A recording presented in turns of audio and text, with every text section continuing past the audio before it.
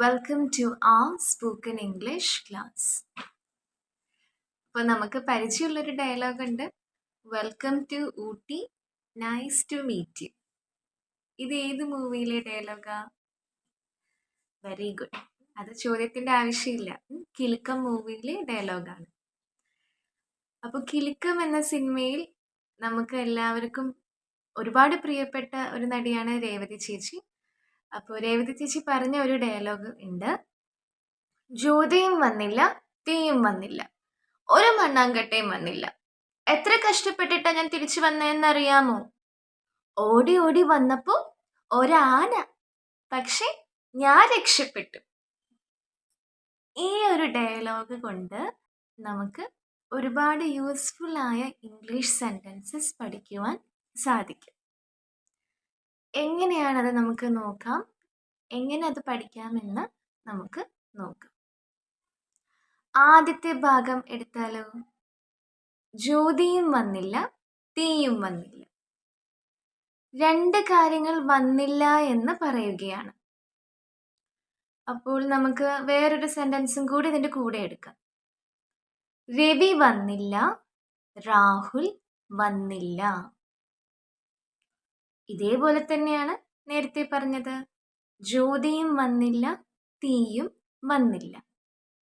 ഇങ്ങനെ രണ്ട് കാര്യങ്ങൾ വന്നില്ല എന്ന് പറയുമ്പോൾ അത് നമുക്ക് യോജിപ്പിച്ച് ഈസിയായി ഒരു ഇംഗ്ലീഷ് സെന്റൻസ് ആയിട്ട് പറയുവാൻ സാധിക്കും. നൈദർ നോർ യൂസ് ചെയ്ത് നമുക്കത് പറയാം. നൈദർ എന്ന് വെച്ചാൽ ഇല്ല എന്നാണ് അർത്ഥം.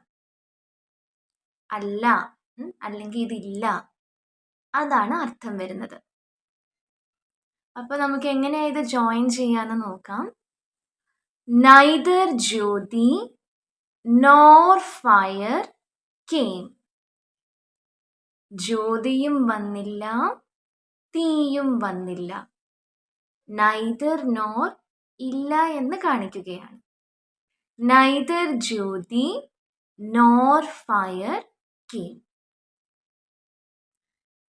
ഇനി നമ്മൾ പറയുകയാണ് രവിയും വന്നില്ല, രാഹുലും വന്നില്ല. അതെങ്ങനെ പറയും? Neither Ravi nor Rahul came. അവര് വന്നില്ല എന്ന് നമ്മൾ പറയുകയാണ്. അപ്പൊ നടന്ന കാര്യമല്ലേ പറയുന്നത്. അപ്പോ കം എന്നല്ല, കെയിം ആണ് വരേണ്ടത്. Neither Ravi nor Rahul came. രവിയും വന്നില്ല, രാഹുലും വന്നില്ല. അവരും വന്നില്ല, ഞങ്ങളും വന്നില്ല. അതെങ്ങനെ പറയും? അവരെന്ന് പറയുമ്പോൾ ദേ, ഞങ്ങൾ എന്ന് പറയുമ്പോൾ we. Neither they nor we came. അവരും വന്നില്ല, ഞങ്ങളും വന്നില്ല. Neither they nor we came. അവനും വന്നില്ല, ഞാനും വന്നില്ല. അതെങ്ങനെ പറയും? അവൻ എന്ന് വരുമ്പോൾ he. Very good. Neither he nor I came. Neither he nor I came. രണ്ടുപേരും വന്നില്ല. ഇനി നമ്മൾ പറയുകയാണ് നീയും വന്നില്ല, അവളും വന്നില്ല. നീ എന്ന് പറയുമ്പോൾ യു. അവൾ എന്ന് പറയുമ്പോൾ ഷീ. അപ്പൊ നമ്മൾ അതെങ്ങനെ ജോയിൻ ചെയ്യും? Neither you nor she came. നീയും വന്നില്ല, അവളും വന്നില്ല. അപ്പൊ അത് ഈസിയായി എങ്ങനെ ജോയിൻ ചെയ്യാം? Neither you nor she came. അപ്പോൾ ഈ രീതിയിൽ നോക്കിക്കേ, രണ്ട് സെന്റൻസസ് നമ്മൾ ഈസിയായി ഒരു ഇംഗ്ലീഷ് സെന്റൻസ് ആക്കി.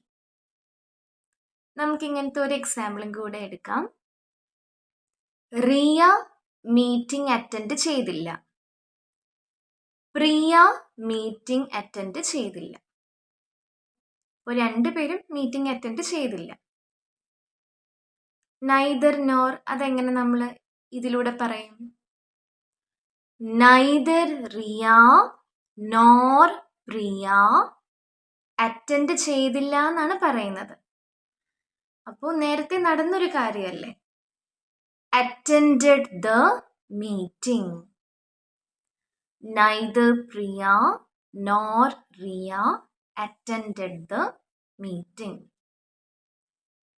അപ്പോൾ നമ്മുടെ സെന്റൻസ് സ്ട്രക്ചർ മനസ്സിൽ വെക്കുക. ആദ്യം എപ്പോഴും എന്താ വരിക? ഇംഗ്ലീഷ് സെന്റൻസസിൽ യൂഷ്വലായിട്ട് ആദ്യം എന്താ വരിക?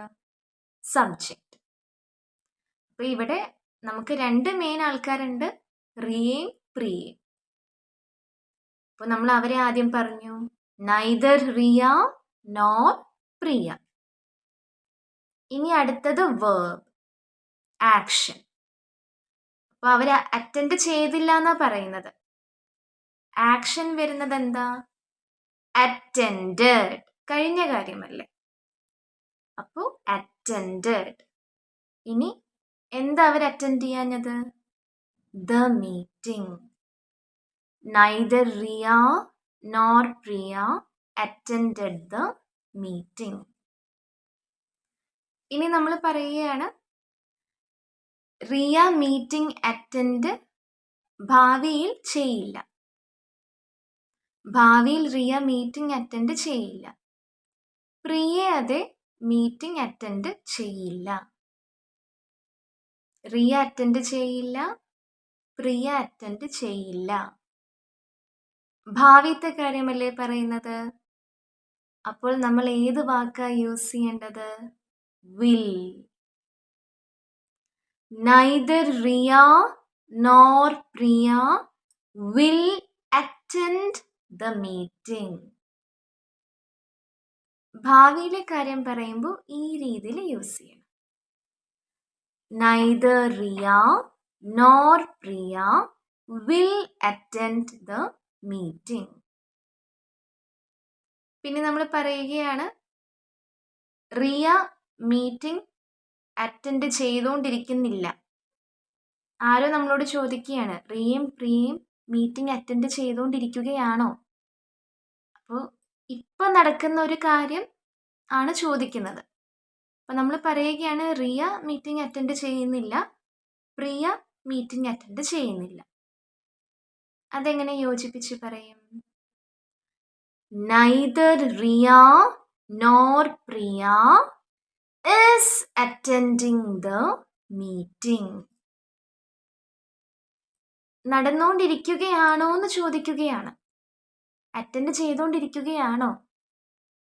അപ്പോൾ ഒരു ആക്ഷൻ നടന്നുകൊണ്ടിരിക്കുന്നത് കാണിക്കുമ്പോൾ ING ഉപയോഗിക്കണം. Neither Riya nor Priya is attending the meeting. അപ്പോൾ ഈ രീതിയിൽ നമുക്ക് നൈദർ നോർ യൂസ് ചെയ്യുവാൻ സാധിക്കും. രണ്ട് സെന്റൻസ് ആയി പറയുന്നതിന് പകരം ഇങ്ങനെ ഒരു സെന്റൻസ് ആക്കുവാൻ നമുക്ക് കഴിയും. അപ്പൊ ഇന്ന് നമ്മുടെ ഡയലോഗിലേക്ക് പോയിക്കേ. ജ്യോതിയും വന്നില്ല, തീയും വന്നില്ല. അപ്പൊ ഇനി അത് നമ്മൾ വേഗം ഇംഗ്ലീഷിലാക്കിക്കേ. Neither Jyoti nor fire came. ജ്യോതിയും തീയും വന്നില്ല. Neither Jyoti nor fire came. ഇനി ഇതിലെ നെക്സ്റ്റ് പാർട്ട് എന്താന്ന് വെച്ചാൽ, രേവതി ചേച്ചി പറയുകയാണ്, ഒരു മണ്ണാങ്കട്ടയും വന്നില്ല എന്ന് പറയുകയാണ്. അപ്പൊ അവിടെ ഉദ്ദേശിക്കുന്നത് എന്താ? ഒന്നും വന്നില്ല. ലാലേട്ടൻ പറ്റിച്ചതാണ് അവിടെ നിർത്തിയിട്ട്. അപ്പോൾ രേവതി ചേച്ചി പറയാണ് ഒന്നും വന്നില്ല എന്ന് പറയുകയാണ്. അത് വെറും 2 വാക്കുകളിൽ നമുക്ക് ഇംഗ്ലീഷിൽ പറയുവാൻ സാധിക്കും. മലയാളത്തിലും ഒന്നും വന്നില്ല 2 വാക്കുകളാണ്. ഇംഗ്ലീഷിൽ അത് എങ്ങനെ വരും? Nothing came. ഒന്നും വന്നില്ല. Nothing came. ഇങ്ങനെ ഒന്നുമില്ല, ഒന്നും വന്നില്ല, അങ്ങനെ ഒരു ആബ്സെൻസ് കാണിക്കാനാണ് നമ്മൾ നത്തിങ് യൂസ് ചെയ്യുന്നത്. നത്തിങ് കെയിം, ഒന്നും വന്നില്ല. എന്തോ വന്നു. അപ്പോൾ നമുക്ക് നത്തിങ് യൂസ് ചെയ്യാൻ പറ്റില്ലല്ലോ. Something came. എന്തോ വന്നു.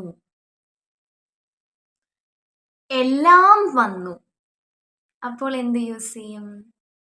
Very good. Everything came. എല്ലാം വന്നു എന്ന് പറയുമ്പോൾ എവ്രിതിങ് came. അപ്പോൾ ഒന്നും വന്നില്ല എന്ന് പറയുമ്പോൾ നത്തിങ് came. എന്തോ വന്നു. Something came. എല്ലാം വന്നു.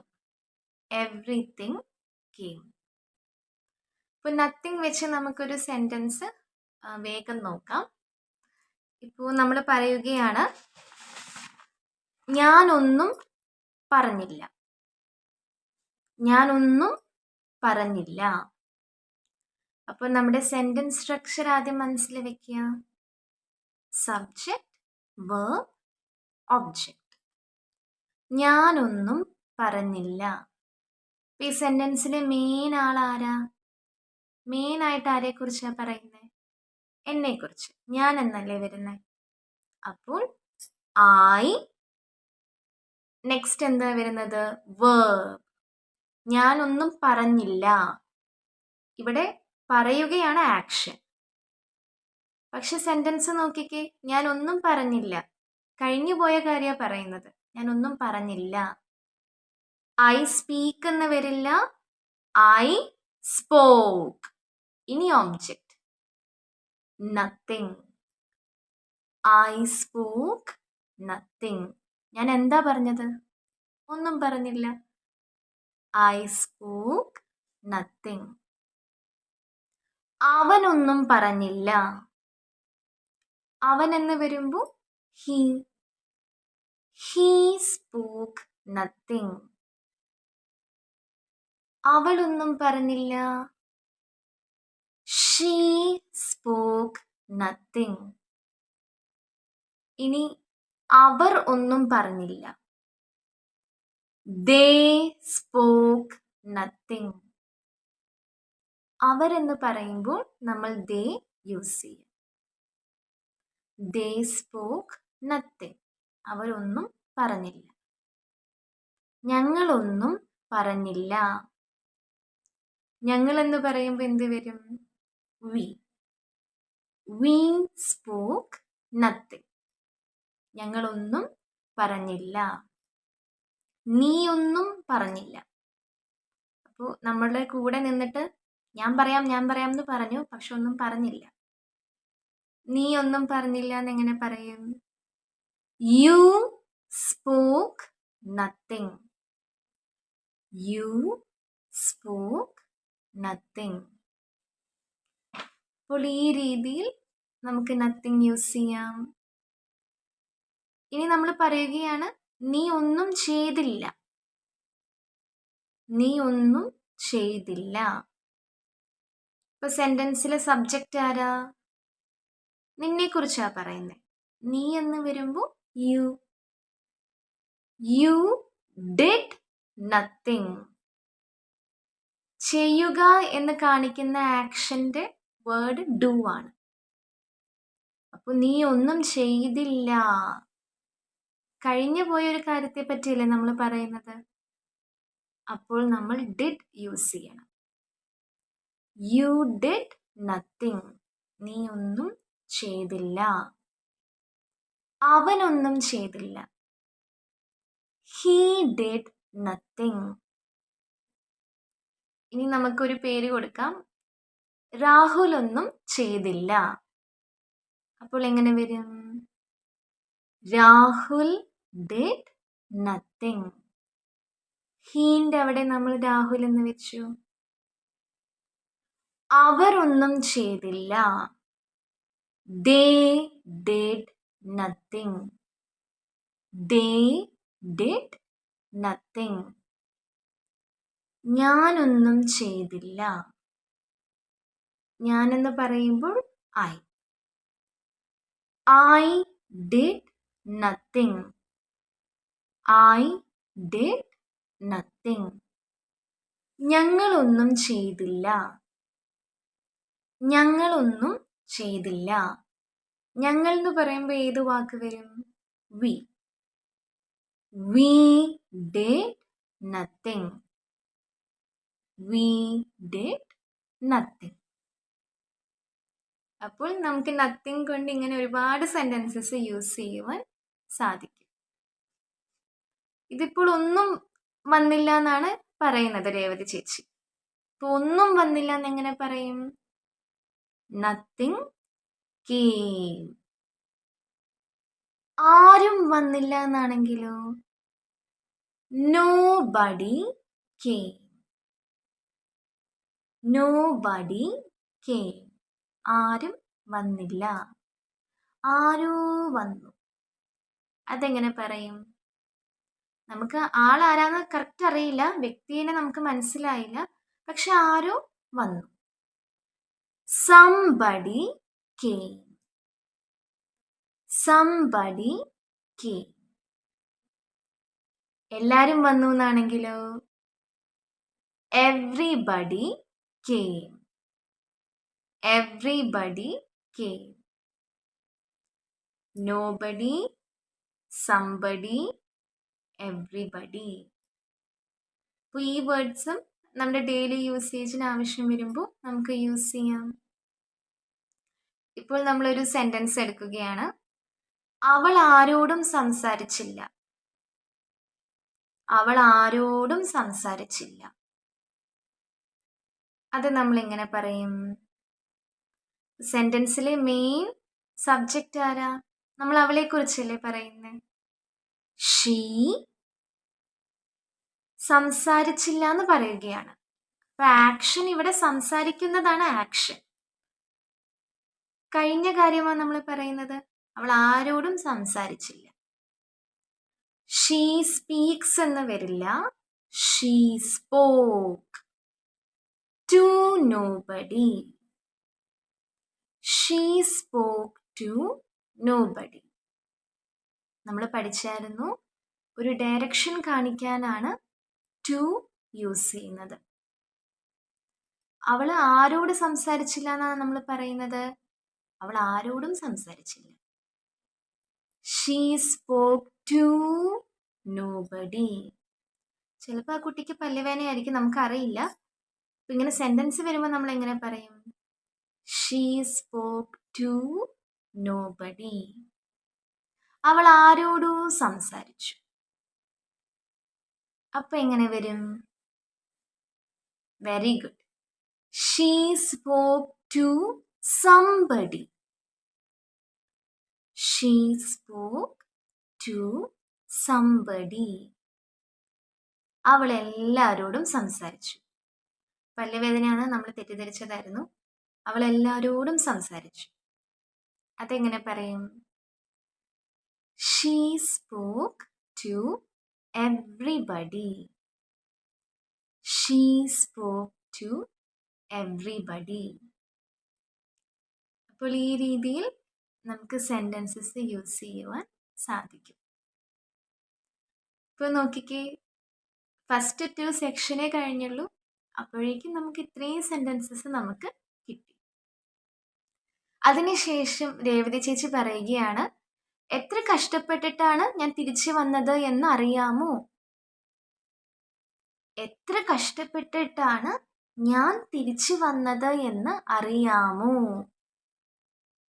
ലാലേട്ടനോടും ജഗതി ചേട്ടനോടും ക്വസ്റ്റ്യൻ ചോദിക്കുകയാണ്. ക്വസ്റ്റ്യൻസിന്റെ വീഡിയോ നമ്മൾ ഓൾറെഡി പഠിച്ചായിരുന്നു, ക്വസ്റ്റ്യൻസ് എങ്ങനെ ഉണ്ടാക്കുന്നത് എന്നത്. അപ്പോൾ അതിൻ്റെ ഒരു കണ്ടിന്യൂഷൻ ആണിത്.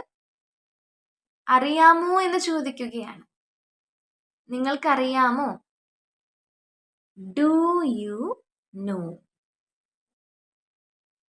അപ്പോൾ നമ്മൾ അവരോടല്ലേ ചോദിക്കുന്നത്, അപ്പോൾ അവരാണ് സബ്ജക്റ്റ്. യു. ഇനി ആക്ഷൻ എന്താ? അറിയാമോ എന്ന് ചോദിക്കുകയാണ്. You know. ക്വസ്റ്റ്യൻ ആയത് കാരണം ആദ്യം ഡു വെക്കുക. Do you no? നിങ്ങൾക്കറിയാമോ? ശരിക്കും ഫുൾ സെന്റൻസ് എങ്ങനെ ഇംഗ്ലീഷിൽ വരുന്നതെന്ന് വെച്ചാൽ, do you know with how much difficulty I came back? എത്ര കഷ്ടപ്പെട്ടിട്ടാണ് ഞാൻ തിരിച്ചു വന്നത് എന്ന് അറിയാമോ? അറിയാമോ നമ്മൾ പഠിച്ചു. Do you no. എത്ര കഷ്ടപ്പെട്ടിട്ടാണ്, എത്രയാ എന്ന് ഇംഗ്ലീഷിൽ എങ്ങനെയാ ചോദിക്കുക? How much. നമുക്ക് ഷോപ്പിംഗ് പോകുമ്പോഴും ഇത് ചോദിക്കാം. നമ്മളത് നേരത്തെ പഠിച്ചായിരുന്നു. ഷോപ്പിങ്ങിന് പോകുമ്പോഴും നമുക്കൊന്നിൻ്റെ പ്രൈസ് അറിയണമെങ്കിൽ ഈ 2 വാക്ക് യൂസ് ചെയ്താൽ മതി. എത്രയാ? How much. ഇവിടെ അതേപോലെ വിത്ത് ഹൗ മച്ച് ഡിഫിക്കൽട്ടി, എത്ര കഷ്ടപ്പെട്ടിട്ടാണ് ഞാൻ തിരിച്ചു വന്നത്. I came back. ഞാൻ തിരിച്ചു വന്നതും ഞാൻ അനുഭവിച്ച കഷ്ടപ്പാടും കണക്റ്റഡ് ആണല്ലോ. അതുകൊണ്ടാണ് ആദ്യം വിത്ത് യൂസ് ചെയ്തത്. ആ ഒരു കണക്ഷൻ കിട്ടാനാണ്. വിത്ത് how much difficulty I came back. Do you know with how much difficulty I came back. പിന്നെ നമ്മൾ വേറൊരു സെൻറ്റൻസ് എടുക്കാം. എത്ര എഫേർട്ട് ഇട്ടിട്ടാണ് ഞാൻ ഇത് ക്ലീൻ ചെയ്തത് എന്നറിയാമോ? എത്ര എഫേർട്ട് ഇട്ടിട്ടാണ് ഞാനിത് ക്ലീൻ ചെയ്തത് എന്ന് അറിയാമോ? അപ്പം ആദ്യം അറിയാമോ ഇംഗ്ലീഷിൽ ചോദിക്കുക. Do you no. ഇനി 2 കാര്യങ്ങൾ നമ്മൾ കണക്ട് ചെയ്യാണ്. നമ്മൾ എഫേർട്ട് ഇട്ടു, ക്ലീൻ ആക്കി. അപ്പോൾ കണക്ട് ചെയ്യുമ്പോൾ ആദ്യം എന്ത് യൂസ് ചെയ്യാം? With. Do you know with how much effort I cleaned this? Do you know with how much effort I cleaned this? Clean ചെയ്തു എന്ന് പറയുകയാണ്. നടന്ന കാര്യമായത് കാരണം cleaned. Do you know with how much effort? എത്ര എഫേർട്ടാണ് ഞെട്ടത്? With how much effort I cleaned this. അപ്പോൾ ഈ രീതിയിൽ നമുക്ക് ഇങ്ങനത്തെ കുറച്ച് വലിയ ക്വസ്റ്റ്യൻ ആണ്, പക്ഷെ ഇതേപോലെ ബ്രേക്ക് ചെയ്ത് നമുക്ക് പഠിക്കുവാൻ സാധിക്കും. ഇപ്പോൾ രേവതി ചേച്ചി ചോദിക്കുകയാണ്, എത്ര കഷ്ടപ്പെട്ടിട്ടാണ് ഞാൻ തിരിച്ചു വന്നത് എന്ന് അറിയാമോ? അപ്പം അറിയാമോ എന്ന് എങ്ങനെയാ ചോദിക്കുക? Do you no. അറിയാമോ എന്ന് ചോദിച്ചിട്ട് പറയുകയാണ്, ഓടി ഓടി വന്നപ്പോൾ ഒരു ആന. അപ്പം അതെങ്ങനെ പറയും? ഓടി ഓടി വന്നപ്പോൾ. When I came running. ഇത് ഈസി ആയിട്ട് നമുക്ക് പഠിക്കാം. ഞാൻ ഓടി വന്നു എന്നെങ്ങനെയാ പറയുക? ഞാൻ ഓടി വന്നു. I came running. ഞാൻ എങ്ങനെയാ വന്നത്? ഓടി. അപ്പം ഞാൻ വന്നു. കെയിം എങ്ങനെയാ വന്നത്? റണ്ണിങ്. I came running. ഞാൻ ഓടി വന്നു. ഞാൻ ഓടി വന്നപ്പോൾ എന്ന് പറയണമെങ്കിൽ ആദ്യം വെൻ ചേർക്കുക. When I came running. ഞാൻ ഓടി വന്നപ്പോൾ. ഞാൻ വന്നതിനാണല്ലോ ഇമ്പോർട്ടൻസ്. ഞാൻ ഓടിയതിനാണോ എത്തിയതിനാണോ ഇമ്പോർട്ടൻസ്? വന്നതിനല്ലേ. അപ്പോൾ ആദ്യം കെയിം വയ്ക്കുക. ഐ കെയിം എങ്ങനെ വന്നു? റണ്ണിങ്. പിന്നെ ഞാൻ ഓടി വന്നപ്പോൾ എന്ന് കാണിക്കാൻ വെൻ സ്റ്റാർട്ടിങ്ങിൽ വെക്കുക. When I came running. അവൻ ഓടി വന്നപ്പോൾ അതെങ്ങനെ പറയും? When he came running. When he came running. ഞങ്ങൾ ഓടി വന്നപ്പോൾ. ഞങ്ങൾ എന്ന് പറയുമ്പോൾ we.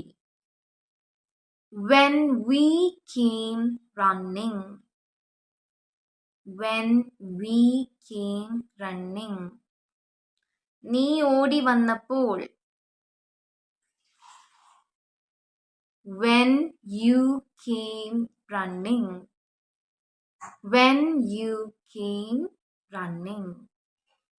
അപ്പോൾ ഈ രീതിയിൽ നമുക്കിങ്ങനെ സെൻറ്റൻസസ് ഫോം ചെയ്യുവാൻ സാധിക്കും. ഇനി നീ നടന്നു വന്നപ്പോൾ എങ്ങനെയാ പറയുക? നീ നടന്നു വന്നപ്പോൾ. Very good. When you came walking. നീ നടന്നു വന്നപ്പോൾ എന്ന് നമ്മൾ പറയുമ്പോൾ മെയിനായിട്ട് നമ്മൾ നിന്നെക്കുറിച്ചല്ലേ പറയുന്നത്. അപ്പോൾ യു നടന്നു വന്നപ്പോൾ വന്നതിന് ഇമ്പോർട്ടൻസ് കൊടുക്കുക. യു കെയിം എങ്ങനെയാ വന്നത്? വാക്കിംഗ്. You came walking. ഇനി നടന്നു വന്നപ്പോൾ. വന്നപ്പോൾ എന്ന് പറയാൻ വെൻ വെക്കുക. When you came walking. You came walking എന്ന് വെച്ചാൽ നീ നടന്നു വന്നു. നീ നടന്നു വന്നപ്പോൾ എന്ന് കാണിക്കുവാൻ വെൻ യു കെയിം വാക്കിംഗ്. അപ്പോൾ ഇവിടെ പറയുന്നത് എന്താ? ഓടി ഓടി വന്നപ്പോൾ. When I came running. ഒരു ആന എന്ന് പറയുകയാണ്. There was an elephant. There was an elephant. അവിടെ ഒരു ആന ഉണ്ടായിരുന്നു. അവിടെ എന്ന് പറയുവാനാണ് there യൂസ് ചെയ്യുന്നത്. പിന്നെ കഴിഞ്ഞ കാര്യമല്ലേ, അപ്പോൾ was ഉപയോഗിക്കുക. There was an elephant. ഒരു എലിഫന്റ് എന്ന് കാണിക്കുവാനാണ് നമ്മൾ ആൻ യൂസ് ചെയ്യുന്നത്. ഇനി നമ്മൾ പറയുകയാണ് അവിടെ ഒരുപാട് ആനകൾ ഉണ്ടായിരുന്നു. ഒരാനയല്ല, ഒരുപാട് ആനകൾ ഉണ്ടായിരുന്നു. There were elephants. ഒന്നിൽ കൂടുതൽ എലിഫന്റ് ഉള്ളത് കൊണ്ട് were യൂസ് ചെയ്യും. There were elephants. ഇനി നമ്മൾ പറയുകയാണ് ഒരാപ്പിൾ അവിടെ ഉണ്ടായിരുന്നു. ആരെപ്പം എടുത്താന്നറിയില്ല. അവിടെ ഒരു ആപ്പിൾ ഉണ്ടായിരുന്നു. അവിടെ ഒരു ആപ്പിൾ ഉണ്ടായിരുന്നു എന്ന് എങ്ങനെ പറയും? There was an apple. There was an apple. അവിടെ ഒരുപാട് ആപ്പിൾസ് ഉണ്ടായിരുന്നു. അതെങ്ങനെ പറയും? There were apples. There were apples. ഇതിൻ്റെ കൂടെ നമ്മൾ ഒരു കാര്യം കൂടെ മനസ്സിലാക്കണം. നമുക്ക് ഇംഗ്ലീഷ് ലാംഗ്വേജിൽ 26 ആൽഫബറ്റ്സ് ഉണ്ട്. A to Z വരെ 26 ഉണ്ട്. അതിലെ 5 എണ്ണത്തിൻ്റെ പേര്, 5 എണ്ണം അടങ്ങുന്ന ഗ്രൂപ്പിൻ്റെ പേര് വവൽസ് എന്നാണ്. AEIOU. നമുക്കറിയുന്നത് തന്നെയാണ്, ഞാനിത് ഒന്നുകൂടെ പറഞ്ഞു എന്നേ ഉള്ളൂ. AEIOU. അപ്പോൾ ഈ ലെറ്റേഴ്സ് വെച്ച് സ്റ്റാർട്ട് ചെയ്യുന്ന വാക്കുകളുടെ മുമ്പിൽ നമ്മൾ ആൻ ചേർക്കണം. ഒരാപ്പിൾ എന്ന് നമ്മൾ പറയുമ്പോൾ എ ആപ്പിൾ എന്ന് പറയരുത്, ആൻ ആപ്പിൾ. കാരണം AEIOU എ വെച്ചാ സ്റ്റാർട്ട് ചെയ്യുന്നത് ആപ്പിൾ. ഒരു പൂച്ച എന്ന് പറയുമ്പോൾ നമ്മൾ ആൻ കാറ്റ് എന്ന് പറയാൻ പാടില്ല. കാരണം കാറ്റിന്റെ ഫസ്റ്റ് ലെറ്റർ സി അല്ലേ. എ കാറ്റ്. നമ്മൾ ഏത് ഇംഗ്ലീഷ് വേർഡ് എടുത്താലും AEIOU വെച്ച് സ്റ്റാർട്ട് ചെയ്യുകയാണെങ്കിൽ നമ്മൾ ആൻ ഫ്രണ്ടിൽ വെക്കണം, 1 എന്ന് കാണിക്കും. ഈ റൂളിനൊരു ചെറിയ എക്സെപ്ഷൻ ഉണ്ട്. അതായത് നമ്മളൊരു വാക്ക് എടുക്കുകയാണ്. അവർ. മണിക്കൂർ എന്ന് കാണിക്കുന്ന വാക്ക് നമ്മൾ എടുക്കുകയാണ്. അവർ. HOUR. പക്ഷേ എച്ച് സൈലന്റ് ആണ്. നമ്മൾ എങ്ങനെ പറയണം? ഹവർ എന്ന് പറയരുത്, അവർ. അപ്പോൾ എച്ച് സൈലന്റ് ആവുമ്പോൾ ആ വാക്ക് സൂക്ഷിച്ച് നോക്കിക്കേ. HOUR. എച്ച് കഴിഞ്ഞ് അടുത്ത ഏത് ലെറ്ററാ വരുന്നേ? ഓ. ഓ വവൽസിലുള്ളതാണല്ലോ. അപ്പോൾ നമ്മൾ എ അവർ എന്നല്ല, ആൻ അവർ എന്ന് പറയണം. An hour. അതേപോലെ നമ്മൾ ഓണറബിൾ. ഓണറബിൾ എന്ന് വെച്ചാൽ എന്താ? നമ്മൾ ആദരിക്കുന്ന ഒരു വ്യക്തി അല്ലെങ്കിൽ മാന്യനായ ഒരു വ്യക്തി, honourable person.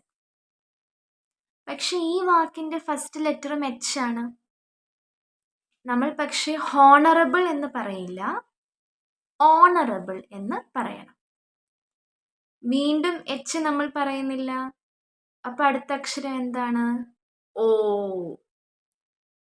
A honourable person എന്നല്ല, ആൻ ഓണറബിൾ പേഴ്സൺ.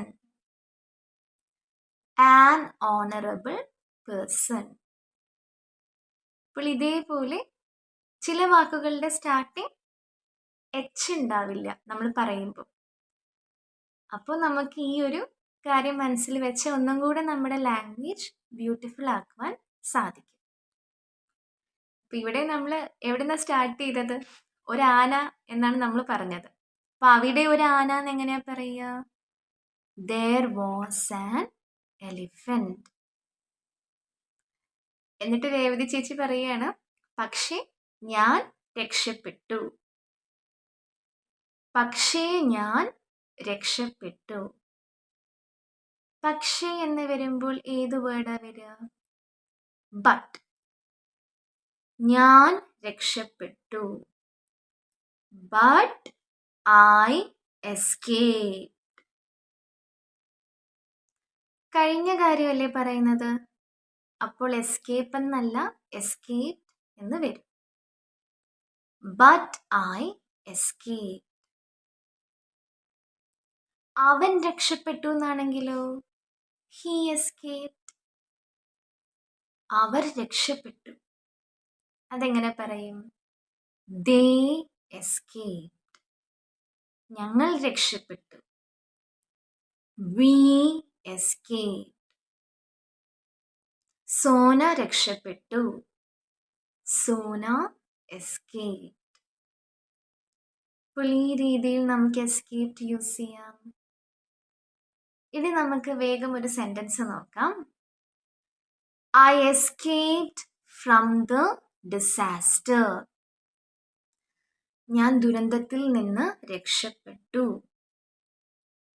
ഞാൻ ദുരന്തത്തിൽ നിന്ന് രക്ഷപ്പെട്ടു എന്ന് എങ്ങനെ പറയും?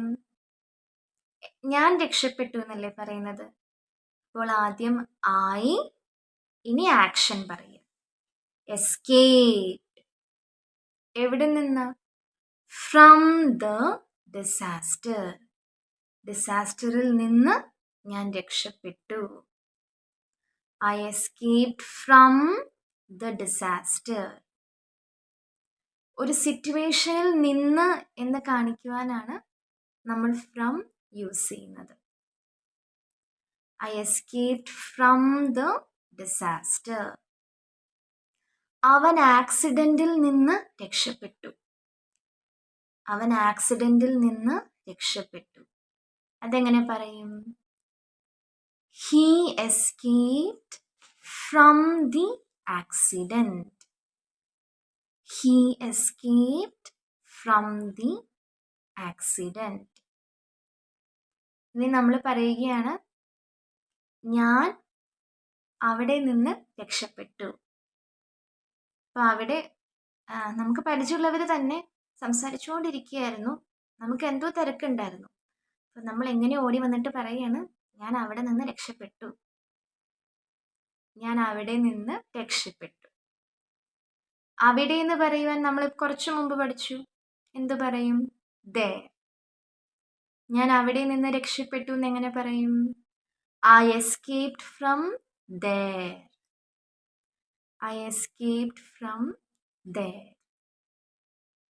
അപ്പോൾ ഈ രീതിയിൽ നമുക്ക് യൂസ് ചെയ്യാം. അപ്പം അതിനുശേഷം ലാലേട്ടൻ ചോദിക്കുകയാണ് എങ്ങനെ എന്ന് ചോദിക്കുകയാണ്. എങ്ങനെയെന്ന് ഉള്ള വാക്ക് ഏതാ? How.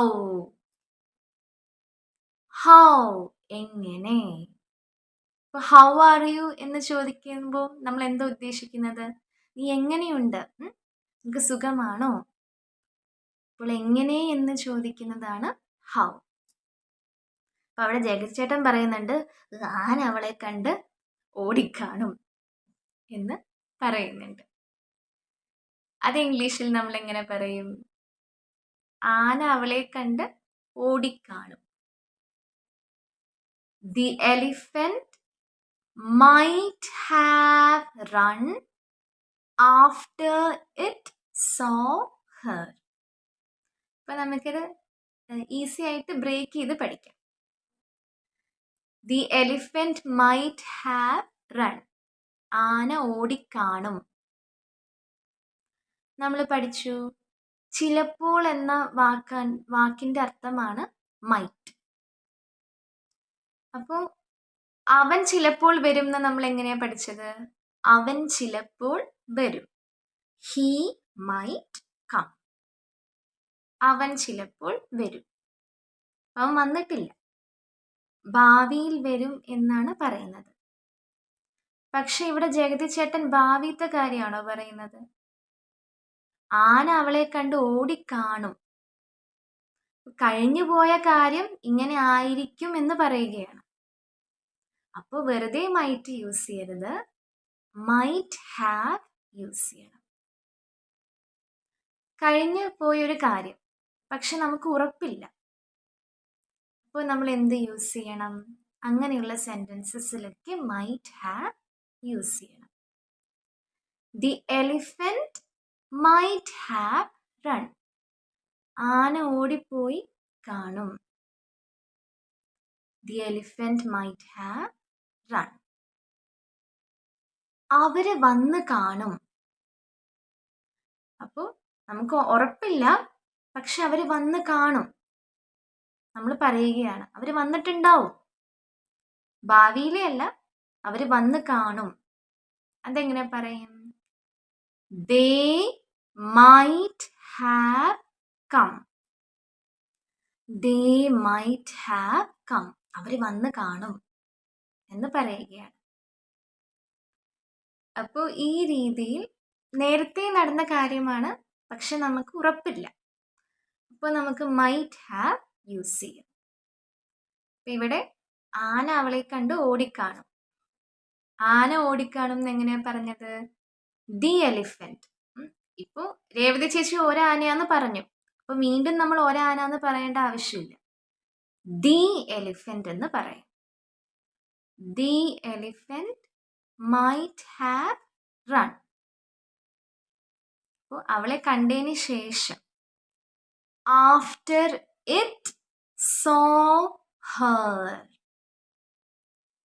After it saw Har. വീണ്ടും എലിഫന്റ് എന്ന് ആവർത്തിക്കേണ്ട ആവശ്യമില്ല, ഒരേ സെൻറ്റൻസിൽ 2 പ്രാവശ്യം. അപ്പോൾ നമ്മൾ അവൻ അവൾ എന്ന് പറയുന്നത് പോലെ ആനിമൽസിനും ബേർഡ്സിനും ഒക്കെ ഇംഗ്ലീഷിൽ നമ്മൾ ഉപയോഗിക്കുന്ന വാക്കാണ് ഇറ്റ്. അത് അവളെ കണ്ടതിന് ശേഷം ഓടിയിട്ടുണ്ടാവും, അത് എന്ന് പറയുകയാണ്. അത് എന്ന് പറയുമ്പോൾ ഇറ്റ് യൂസ് ചെയ്യാം. After it saw. കണ്ടു കഴിഞ്ഞല്ലോ. After it saw Har.